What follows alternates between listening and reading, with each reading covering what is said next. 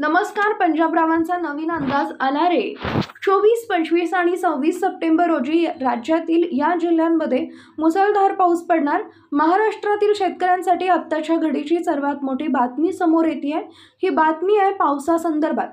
खरे तर सध्या राज्यातील काही भागांमध्ये सोयाबीन, उडीद सारख्या पिकांची काढणी सुरू आहे. भाग बदलत पाऊस पडण्याची शक्यता आहे.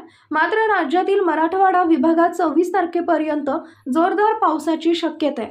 मराठवाडाबरोबरच उत्तर महाराष्ट्र आणि पश्चिम महाराष्ट्रात देखील 26 सप्टेंबरपर्यंत मुसळधार पावसाची शक्यता वर्तवण्यात आली आहे. काही भागात अक्षरशः अतिवृष्टीसारखा पाऊस पडणार असंही पंजाबरावांनी म्हटलंय. पंजाबरावांनी वर्तवलेल्या हवामान अंदाजानुसार राज्यातील अकोला, नागपूर, भंडारा, गोंदिया, चंद्रपूर, गडचिरोली, यवतमाळ, वाशिम, हिंगोली, बुलढाणा, अमरावती, वर्धा या जिल्ह्यांमध्ये 26 तारखेपर्यंत भाग बदलत पाऊस पडणार आहे.